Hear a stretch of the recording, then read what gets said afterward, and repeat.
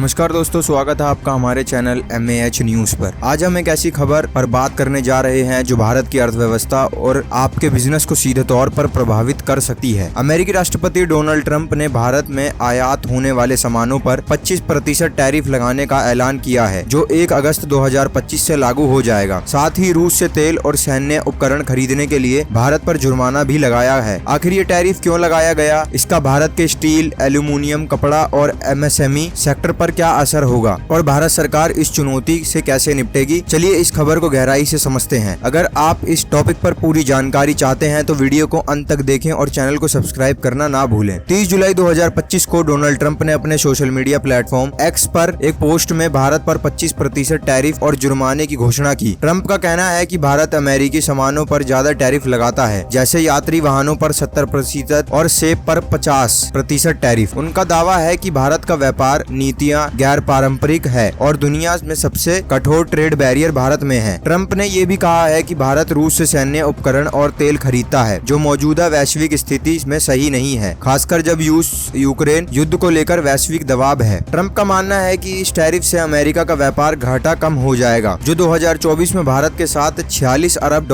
था। 2024 में भारत और अमेरिका के बीच $129 अरब का द्विपक्षीय व्यापार हुआ, जिसमें भारत को $86 अरब का व्यापार अधिशोष मिला। भारत अमेरिका को स्टील, एल्यूमिनियम, कपड़ा, रत्न आभूषण, इलेक्ट्रॉनिक्स और फार्मास्यूटिकल जैसे उत्पाद निर्यात करता है। पिछले साल भारत ने अमेरिका को $6.56 अरब के स्टील और एल्यूमिनियम उत्पाद भेजे थे, लेकिन अब इस 25% टैरिफ के बाद भारत के इन सेक्टर पर गहरा असर पड़ सकता है। आइए एक एक करके देखते हैं कौन सा सेक्टर सबसे ज्यादा प्रभावित होगा। स्टील और एल्यूमिनियम। भारत ने 2023-24 में अमेरिका को $4 अरब का स्टील और $1 अरब का एल्यूमिनियम निर्यात किया था। ट्रंप ने पहले फरवरी 2025 में 25% टैरिफ लगाया था, जिसे जून में 50 तक बढ़ाया गया। अब ये नया 25% टैरिफ भारतीय फाउंड्रीज के लिए और मुश्किलें खड़ी करेगा। अमेरिका में इन धातुओं की कीमत बढ़ने से मांग कम हो सकती है, जिससे भारत को भारी नुकसान होगा। अमेरिका भारत से कपड़ा और फुटवेयर का सबसे बड़ा आयातक है। 2024 में भारत ने $9 अरब से ज्यादा के कपड़ा और रत्न आभूषण निर्यात किया। 25% टैरिफ से ये उत्पाद अमेरिकी बाजार में महंगा हो जाएगा, जिससे भारत का शिपमेंट और कारोबार प्रभावित होगा। हालांकि अगर चीन और वियतनाम जैसे देशों पर भी टैरिफ लागू रहता है तो भारत को सस्ते कपड़ों में कुछ फायदा हो सकता है। भारत ने 2024 में अमेरिका को $14 अरब के इलेक्ट्रॉनिक्स और $24 अरब